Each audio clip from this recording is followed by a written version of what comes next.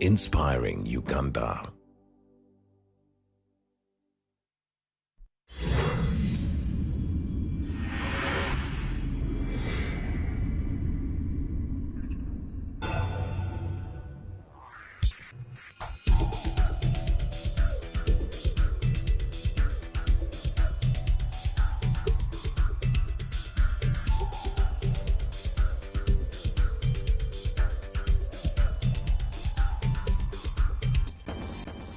Qualified, professional, and compassionate doctors talking real solutions to real health problems.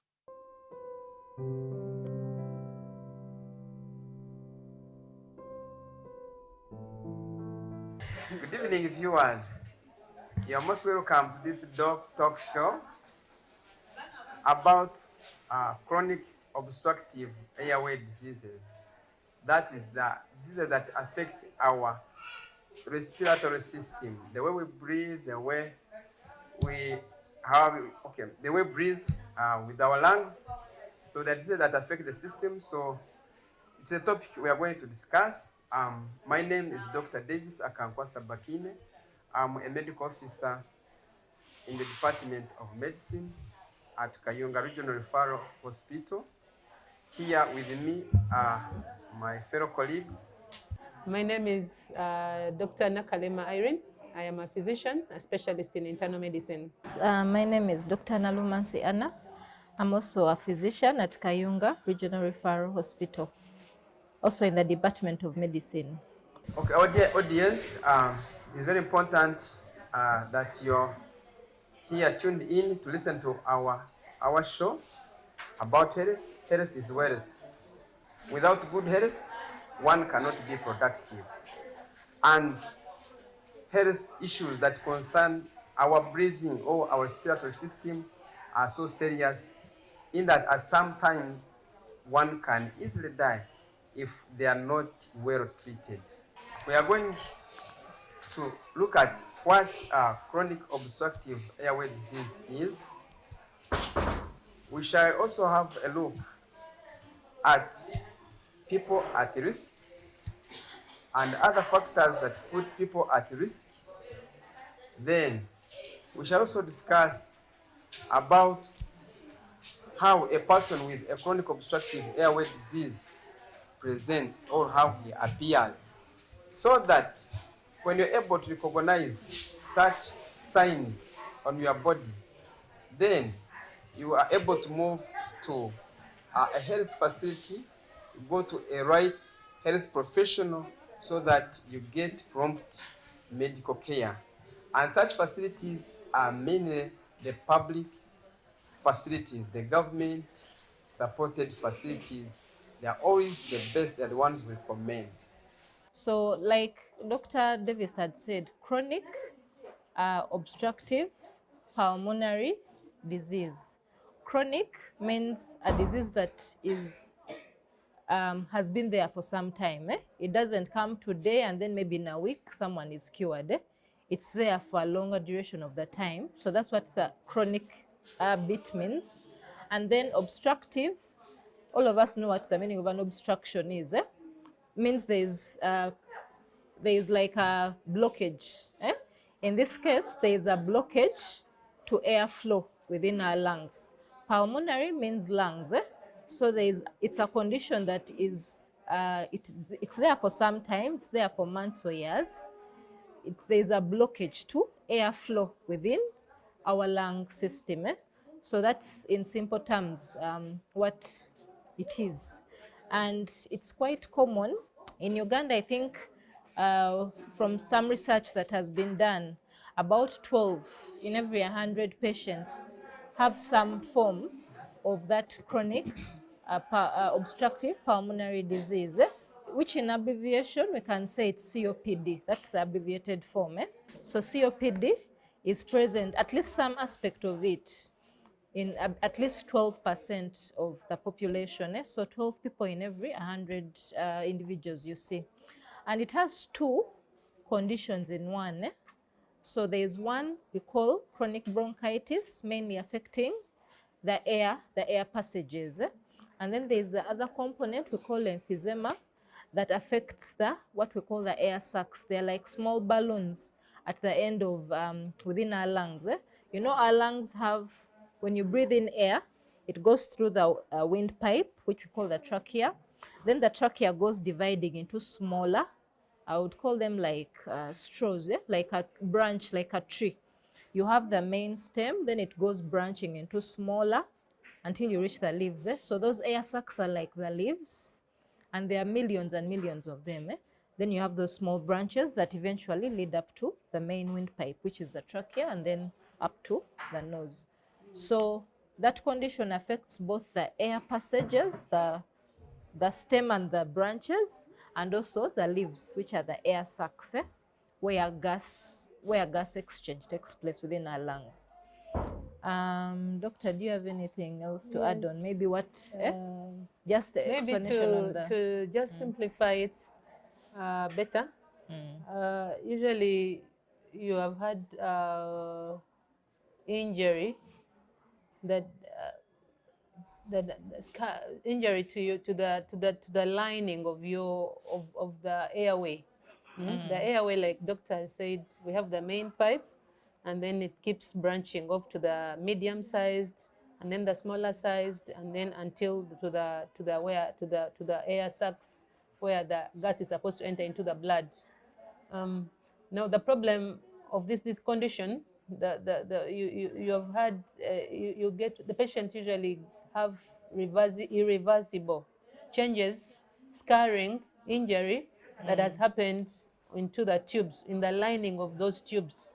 And this has been ongoing over a period of years. And with time, we get permanent destruction to those pipes. And even the air sac itself, where the gas is supposed to move from the pipe into the blood, so the gas exchange no longer can take place. It's a very common condition, by the way, and that's why we are also coming to you even this evening to discuss it.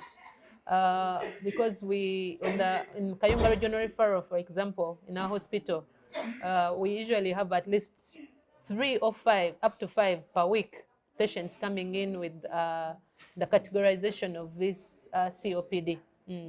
And so we really need to create awareness about it, and also because some of the risk factors, as we shall be saying, it can somehow be avoided. Yes. Or you can seek medication early, so that you don't have to have the burden of the symptoms of this disease. It's quite unbearable. Like we have, one of the conditions, like she has said, is bronchitis. Is bronchitis, and you know, such a kind of condition, the patient the pipes have become, they have there is a sort of a membrane that has been building up over a period of time, and there are secretions within the pipe, and they keep blocking, and so there will be someone having chronic cough for quite a long time, and it's quite unbearable. So you find that many people in the community there who are having such a kind of condition, and they are like, doctor, this cough has really failed to go. And it's quite disturbing. Imagine the time we have been here, and one of us maybe has the condition and has been, it's quite intolerable. And it really puts the quality of life down. It brings the quality of life down. So you need to seek medical attention, because we surely have treatments that we can give so to arrest some of these symptoms that come with the condition, even if it is really maybe irreversible, to change to permanent, to restore that pipe to its normal caliber and its normal functioning. And you know, the most unfortunate thing is that most people come to hospital and they have been managed or been told that you have pneumonia, but the pneumonia doesn't go. Or you've been told that you have maybe TB. And even you've been put on treatment for TB. And you've been treating, but the cough is still there. And even in worst cases, difficulty in breathing. So you've been to very many small clinics. They're giving you anti-TBs, antibiotics, which is not really helpful in the long run. Yes. So some even can say you have cancer, or cancer. Yes, and then they advise to take a variety of all those herbal medicines, which are and still there's no improvement. And for it to be there, you've heard there is have to be cough. Patient is coughing. We are So going on risk factors. one should not what say you have COPD in absence of cough. And so maybe a small thing that we can add, which people would you suspect to have this condition?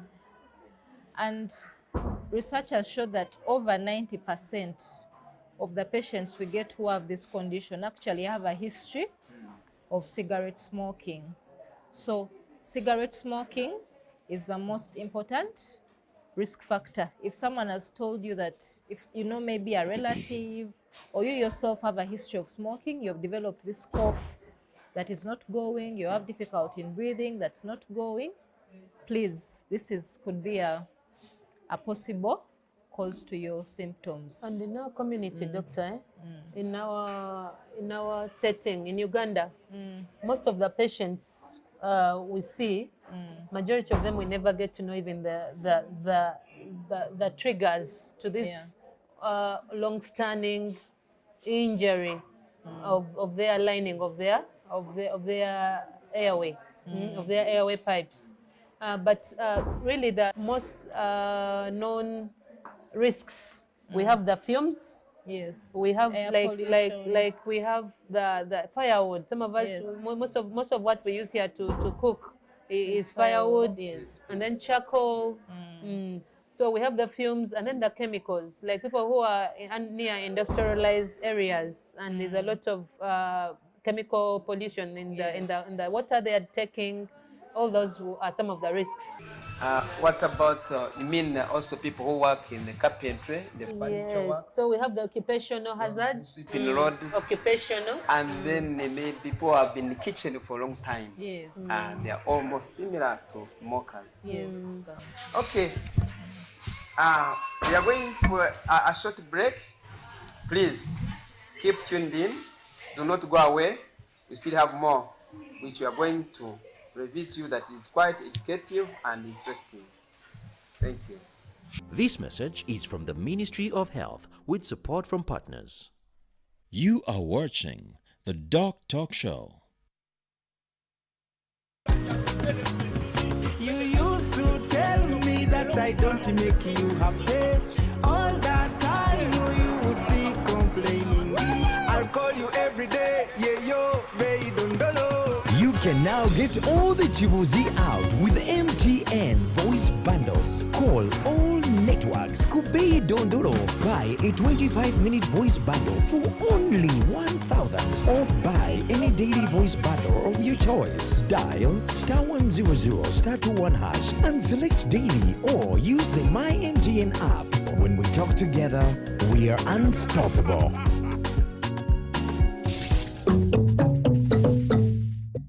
You are watching the DOCtalk show. This message is from the Ministry of Health with support from partners. Dear viewers, welcome back to the session. In this session, we are going to reveal to you how a person with chronic obstructive airway disease, or COPD, can easily recognize him or herself.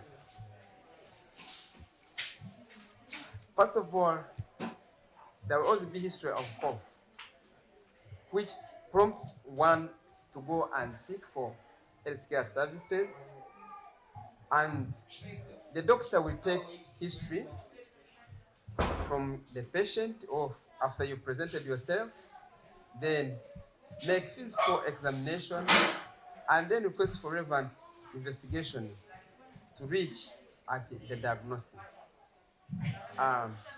Before we proceed, Dr. Nakalema, please, can we share with the viewers?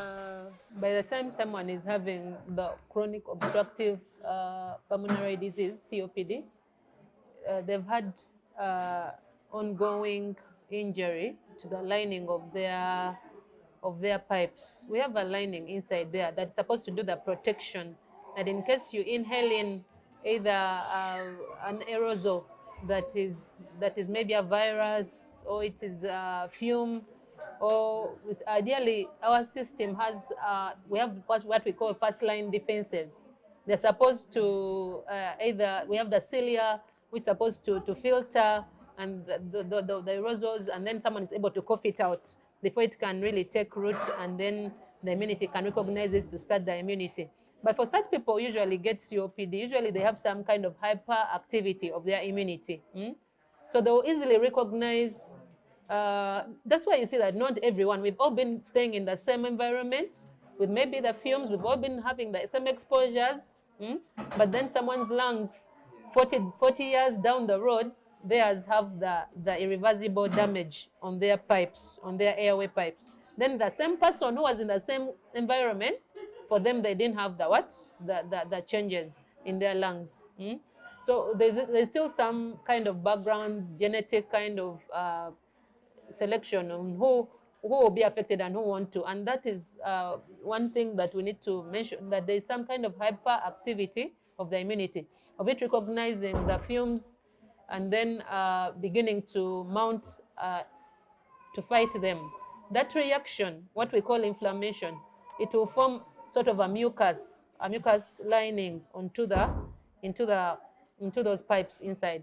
And our body is made, God was so, had so much wisdom to give us a sort of a defense. So that the cough is supposed to be sort of a defense to try to cough out those. But if you see someone is coughing, like for example, bronchitis, one of the examples of COPD, someone is having a chronic cough, a long-standing cough that is not resolving despite medication, or recurring for even more than 3 months and more. Well, the reason they're having such a cough is because we are having those other ongoing secretions. The immunity is fighting against whatever it is recognizing the person is inhaling in, either the fumes, as we've said, either the air, either the nicotine in the smoke, in the cigarettes, or in the chemicals someone is inhaling in. And so we're having the immunity fighting those. And that reaction is what causes a build-up of a fluid kind of lining inside the pipe. And the body normally is supposed to keep coughing, try to cough those out. So if you see it is...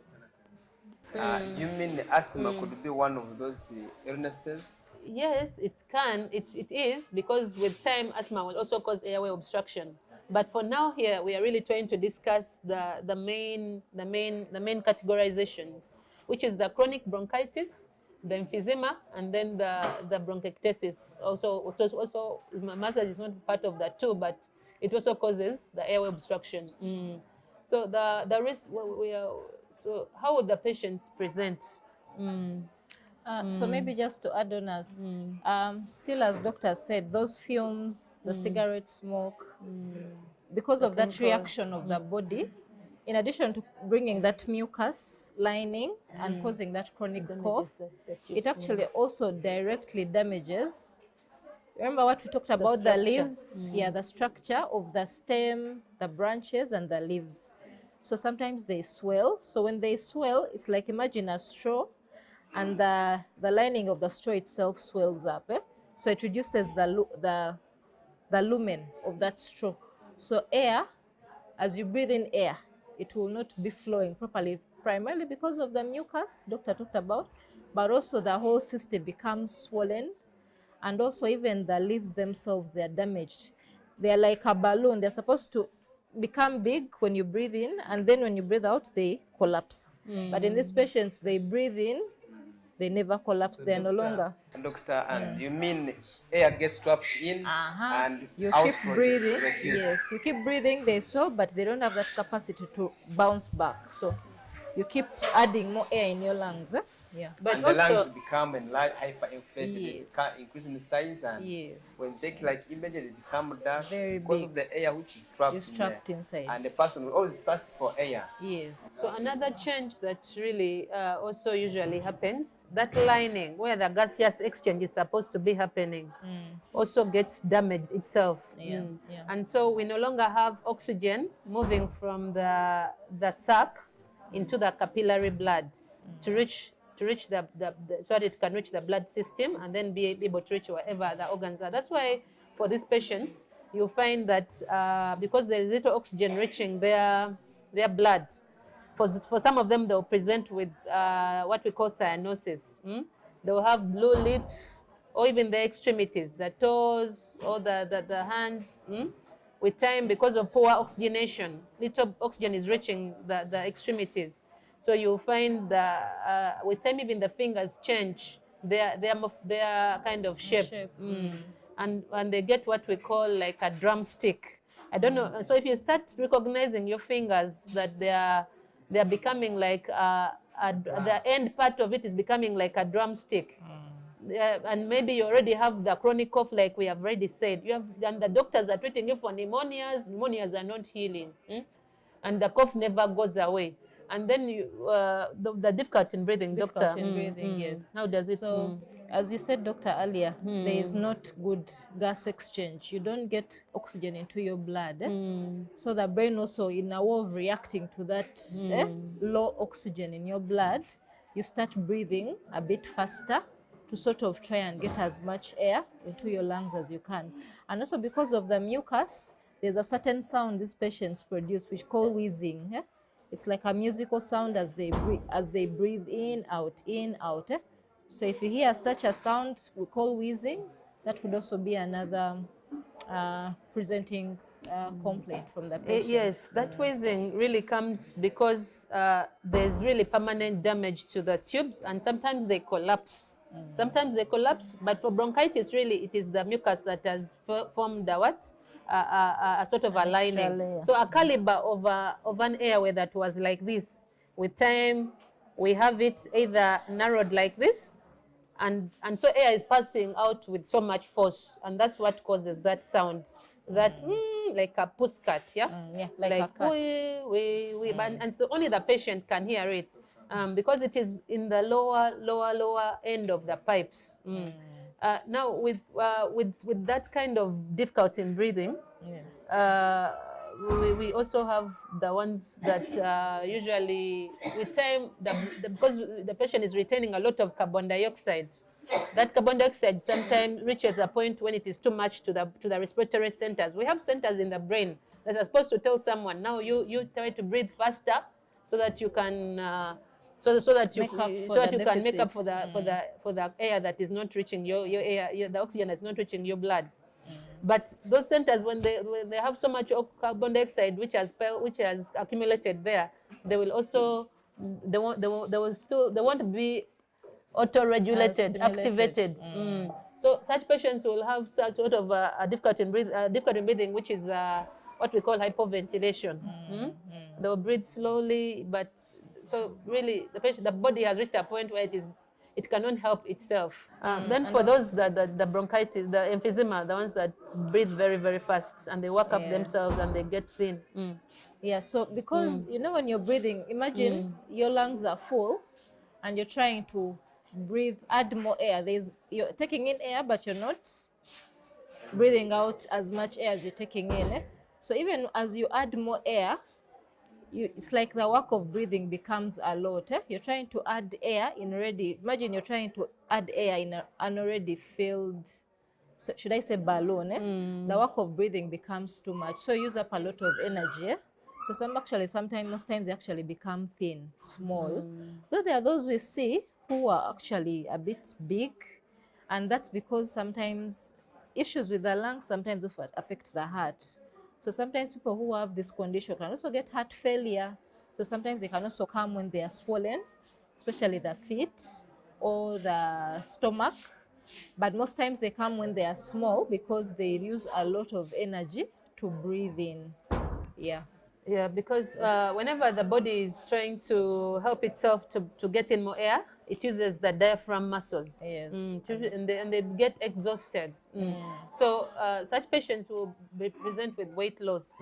But doctor has, when they have reduced their weight, the clothes are no longer fitting.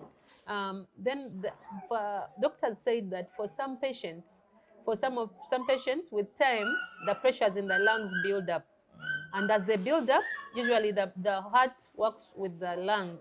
Those pressures are transmitted to the right side of the heart, and with time, patients will get what we call right-sided heart failure. They will get swollen. Their legs will get swollen, their liver, they're all congested because there is much pressure in the lungs and blood cannot easily come from the body to get back into the heart, and because it finds too much pressure already piled up in the right side of the heart, and so patients will be swollen.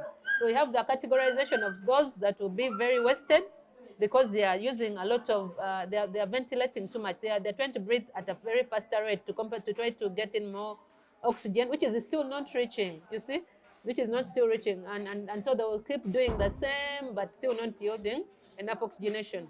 So they will become wasted because they're using a lot of energy. They will burn up their little fat in the adipose tissues, and then they will get thin. And then we have those that get present when they are swollen. We are going for another short break. Please keep tuned. If there are any relevant questions you've noted down, please post them to our social media. You will get the appropriate feedback.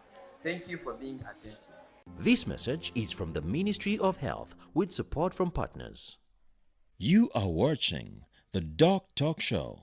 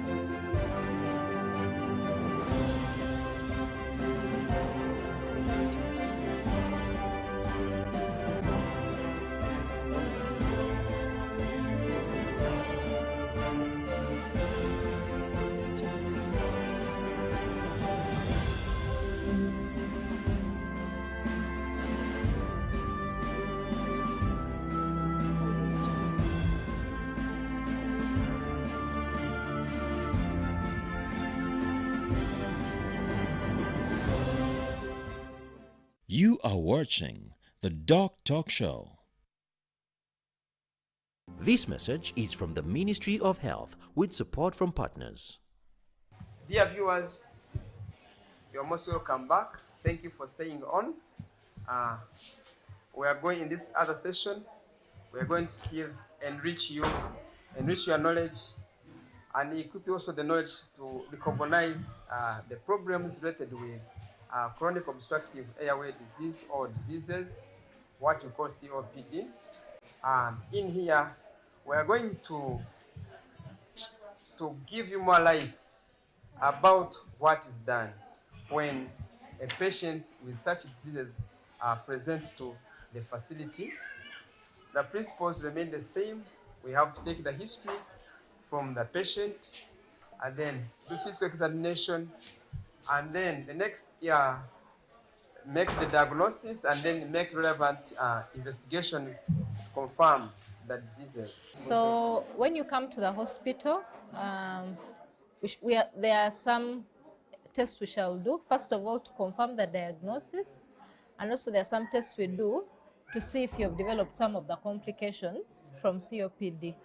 So some of the tests we shall do when you come with the symptoms we have already talked about, and also with some of the risk factors that could have predisposed you to COPD.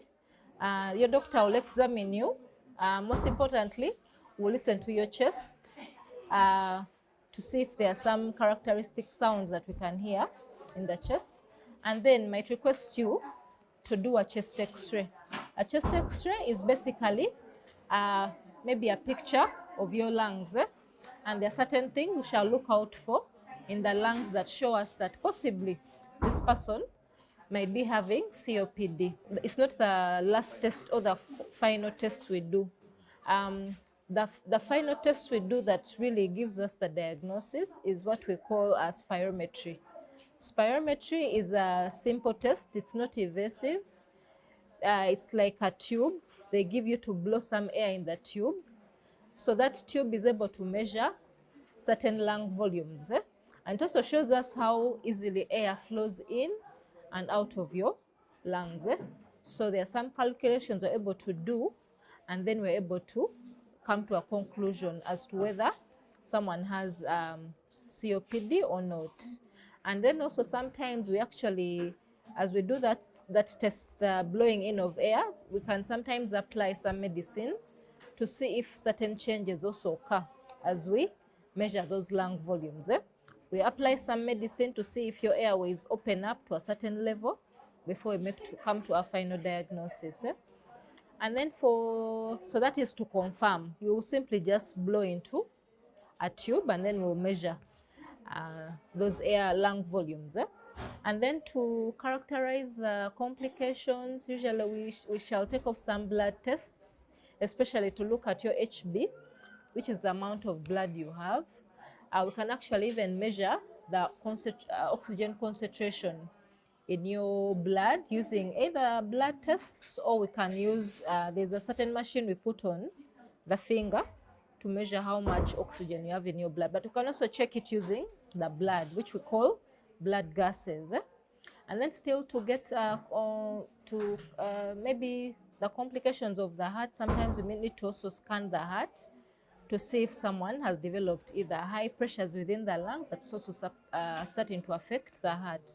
So your doctor might ask you to do a chest x-ray, they might ask you to blow into that tube, and also they might ask you to also scan your heart to see if the heart function is still going on well. The investigations that we really do are really just to support our already most suspected diagnosis. It's really more of a clinical diagnosis because just by talking to you, I'll be able to know whether you fall in that category of chronic obstructive pulmonary disease.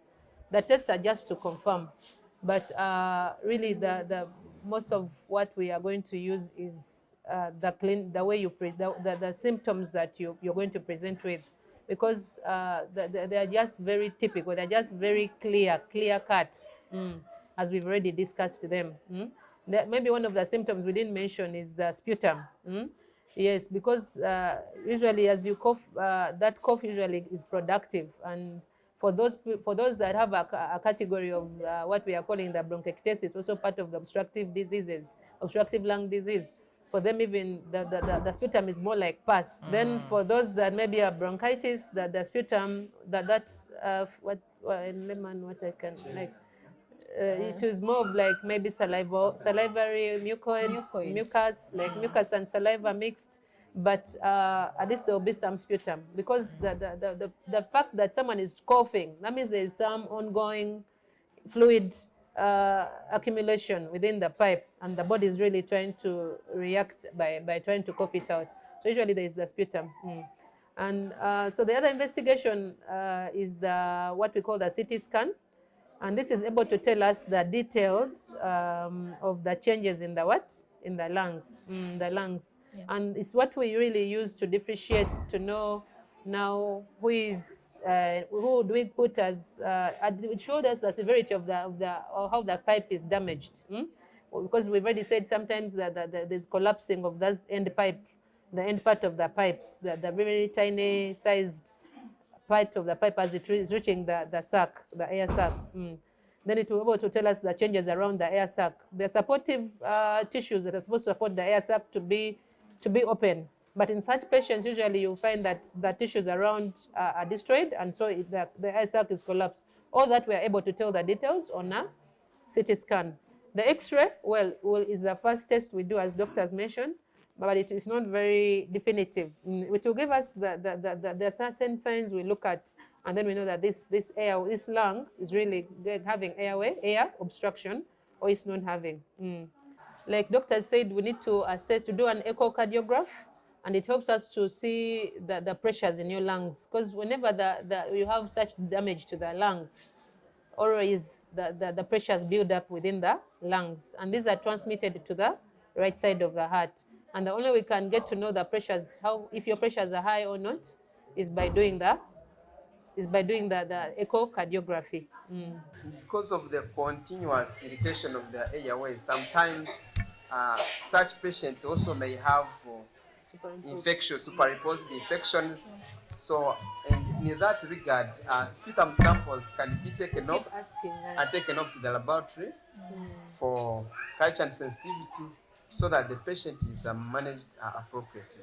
Thank you very much, Dr. Anne and Dr. Irene, for the feedback for the audience. I hope questions are being noted down. We are going for another break. Please keep tuned. We are yet to give more enriching information about chronic obstructive airway diseases.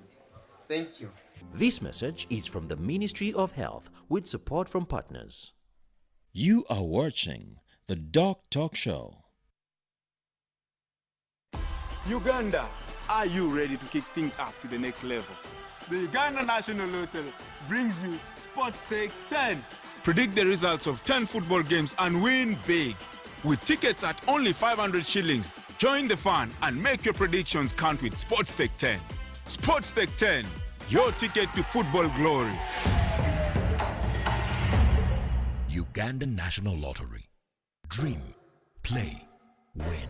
Participants must be 18 years or older. Play responsibly. The Uganda National Lottery is operated by Ituba Uganda and regulated by the National Lotteries and Gaming Regulatory Board. You are watching the DOCtalk show.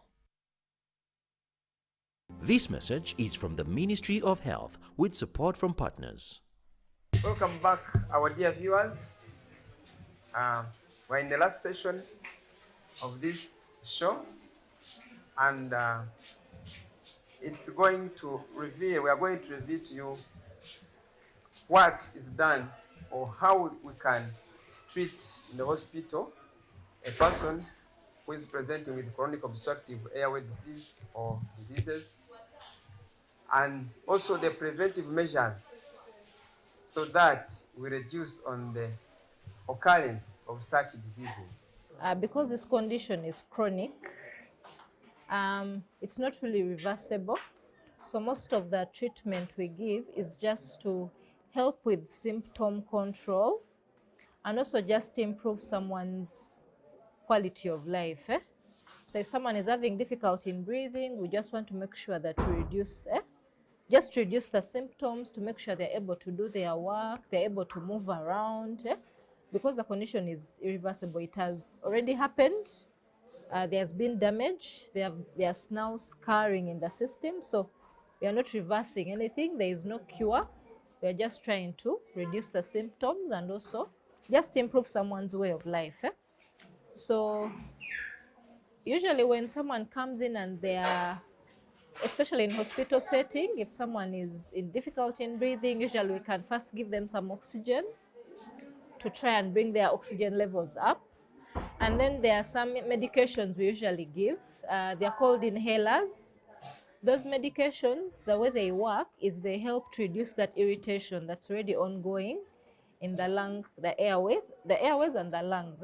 And also try to slow down the damage that is going on. So they can come in form of inhalers. I don't know if most of us know what inhalers are.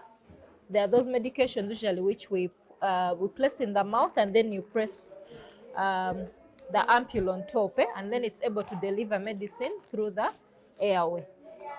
So inhalers are the mainstay of treatment, but sometimes when someone is very sick, we do what we call nebulization. When you come to hospital, we connect you to a different device that helps even deliver that medication faster to your airways than just the inhaler. And if someone comes in when they have an infection, like Doctor had said earlier, they are at high risk of infections, we can give them some antibiotics and also still some medications to reduce on that irritation and inflammation. Yeah, just to re-emphasize on what Dr. Anne has mentioned, it's quite disturbing if you have to tolerate having a cough, because really these patients usually have coughing of more than 3 times, more than 4 times in a day. Someone is coughing non-stop, and that is the main symptom that maybe will bring them to the doctor. And like I've already said, so we usually use the drugs which are in form of you inhale them, you sniff them in, and then they are able to relieve that secretion that is piling onto in the lining. They remove what we in medical term what we call the inflammation. And so as long as those secretions have stopped, we've stopped that inflammation, that reaction of the immunity reacting to those the arousals the patient is, the body is identifying as abnormal and then beginning to fight them. As long as we halt that reaction, what we call the inflammation, we won't have those secretions, and so that will help to remove the cough, the symptom of cough. So just know when you come to the doctor, either physician or pulmonologist, you'll be able to easily get the medication to help you stop or to prevent the recurrent cough. And then also in that inhaler still, there's a drug that allows for the pipes to become wider, the caliber to sort of become wider. And so the patient's breathing is improved. The other part, as we've said, it will be the rehabilitation of the lungs, because already we have said most of what has damaged is permanent. What the damage that has happened already to the pipes is usually permanent, or it may be irreversible. And so we really need patients who are, because of the breathing fast and overworking their muscles, usually they get wasted. So we usually encourage, we do nutritional rehabilitation, and we advise on the foods that are bodybuilding. And then also we do what we call breathing exercises. We have instruments like what we call an incentive spirometer. It also allows for the lungs to expand as the patient keeps breathing in into those devices. And then the other thing, it will be the vaccination, as doctors mentioned, because for someone's lungs that are already damaged, that means they don't have the first line defenses. Any contact with a person with a flu or with just a pharyngitis, such a patient can easily inhale in that viral aerosol, and then it can easily form a very bad pneumonia, because for them, such damaged lungs don't have the first line defenses that can prevent the infection from being established, disease from being developing the disease, the pneumonia. And so usually we vaccinate them, and usually we identify there are organisms that are known to cause pneumonias, and they're the ones that we really encourage that each patient with COPD should at least get the vaccines from those organisms that cause those pneumonias. We usually give, there are mostly two. We can give the influenza vaccine and also the pneumococcal vaccine. At least if someone can get those two, pneumococcal and also influenza, that would be adequate. Then I've seen some patients, actually, if they have very bad damage to the lungs, there are also options of surgery, but that's really in someone who has had severe damage to the lungs. There's also some cases that they can go in and remove part of that damaged lung, and then maybe they leave the healthier lung to then I can come to in compensate. and also add in. Yeah, and then of course sometimes if someone has difficulty in breathing, the oxygen is persistently low, we can now allow them some oxygen at home to just help them breathe, reduce that work of breathing. You know, if you have oxygen on, you don't use as much energy to breathe as if you maybe didn't have. So sometimes you can allow them some oxygen at home for a few hours, and then they can be off for a few hours as well. The damage that has already happened for such a patient coming in with chronic obstructive pulmonary disease, the changes are really irreversible, and the body reaches a time where it gets adapted to a low oxygenation, a low level of oxygenation, and that means the brain cells have adapted to that low oxygen saturation, and even the cells elsewhere. And even as we may as well prescribe oxygen, we really don't want to encourage patients to use as much oxygen, because already the body is used to a low oxygenation, and so that's why doctor was saying, we usually say you put very low and maybe at night, because it reaches a point when the brain may not be able to manage with those low levels of oxygen, and we need to supplement with oxygen. Okay, thank you very much, Dr. Irene. Thank you very much, Dr. Anne. And to our dear audience, a vote of thanks for having lent us your time. Hope you've learned, and the information obtained will guide you in the future. Thank you very much. God bless you. This message is from the Ministry of Health with support from partners.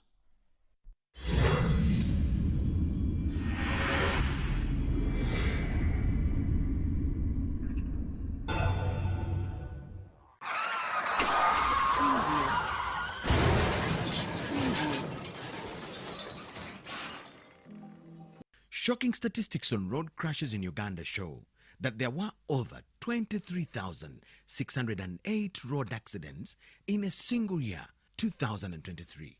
This highlights an increase of 16% compared to the previous year.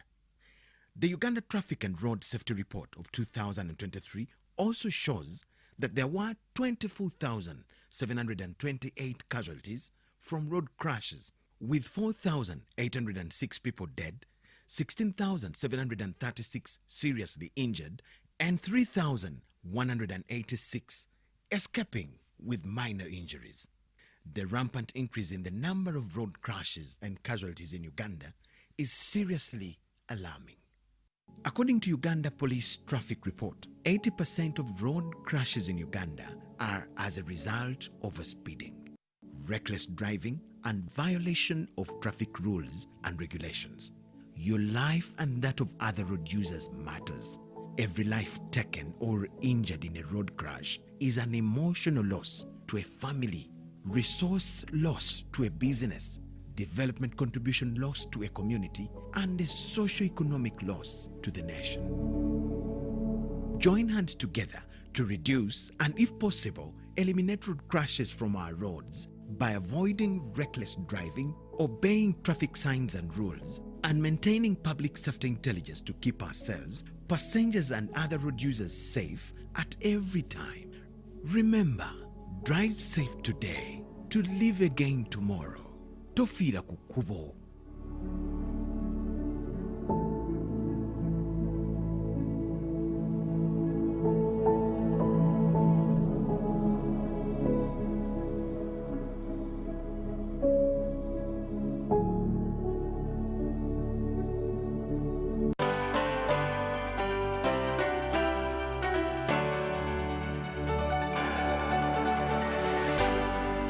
UBC, inspiring Uganda.